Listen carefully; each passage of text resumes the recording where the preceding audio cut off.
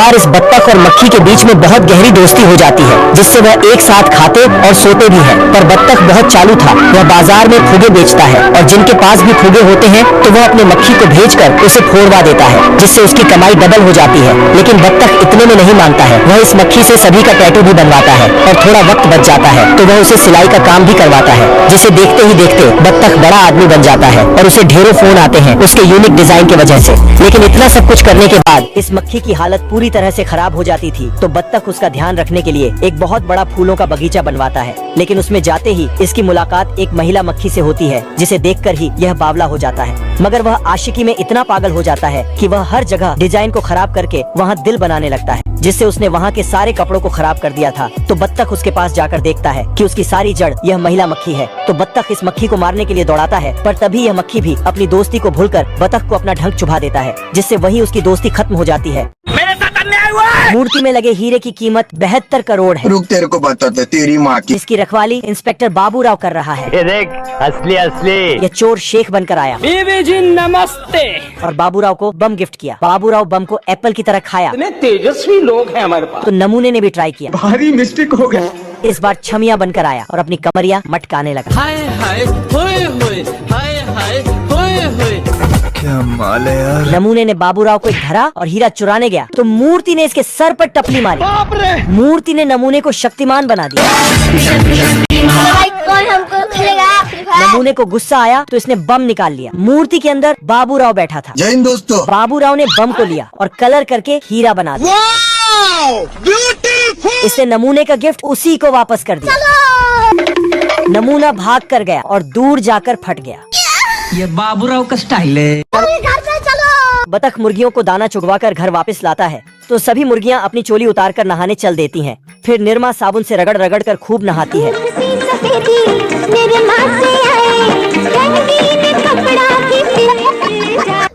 नहा धोकर बदन पोंछती है और अपनी चोली वापस पहन लेती है। मुझसे कोई स्मार्ट बताओ। फिर बतख हनी सिंह के तड़कते भड़कते गाने लगाता है तो ये सभी धड़ा-धड़ा अंडे देना शुरू कर देती है। तो तंदूरी मुर्गी हूँ यार, कटका ले सैया अल्कोहल से।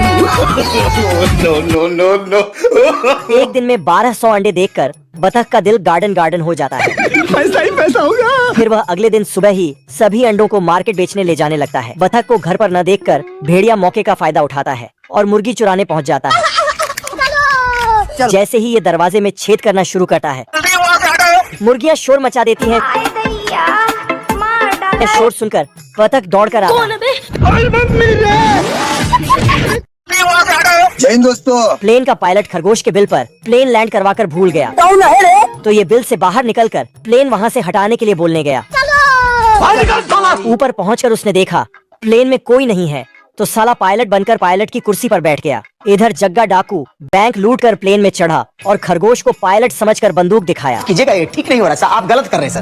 हमारे मतलब आपको मत सिखा। चल। फिर इससे प्लेन उड़ाने बोला। खरगोश ने उसे बताया कि वह तो 10th क्लास में भी 5 बार फेल हुआ तो प्लेन उड़ाना तो दूर की बात है। पर डाकू ने उसकी एक नहीं सुनी तो खरगोश ने भी इधर उधर देखकर एक बटन दबाया और प्लेन बिना रनवे के ही टेक ऑफ कर गया। बाप रे।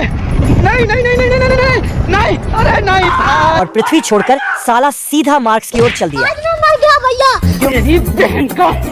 डाकू गुस्सा कर खरगोश के पास आया तो देखा साला ये तो किताब देखकर प्लेन उड़ाना सीख रहा है। ये बाबूराव का स्टाइल है। ये पापा की परी पैजामे में फूंक मारकर किश्ती चलाती है। उसे देखकर पापा के मगरमच्छों का मुंह पानी से भर गया। क्या माल है यार। फटाक से फूल लेकर ऐसी शर्त पर पतलू उसके लिए फल लाया। साली भूखड़ की औलाद बिना डकार लिए सब गटक गई, लेकिन ये बहुत प्यारी है, उसे खाली हाथ नहीं जाने दी। फिर मोटू अपनी किस्मत आजमाने आया। जंगल के सारे नारियल उसे पिला दिया। इसे भी एक प्यार भरा चुम्मा मिल गया। बाबू। चिमकांडी खा पीकर पानी में गर्मियों के मजे लेने लगी। मोटू मौके पर चौका लगाने छलांग लगाता है। पानी के नीचे रॉन्ग नंबर लग गया। सॉरी। दोनों सर फिरे आशिक की तरह उसके लिए मार पिटाया करने लगे, लेकिन साला पापा की परी तो पापा के परे से पट गई। उम्र भर सोना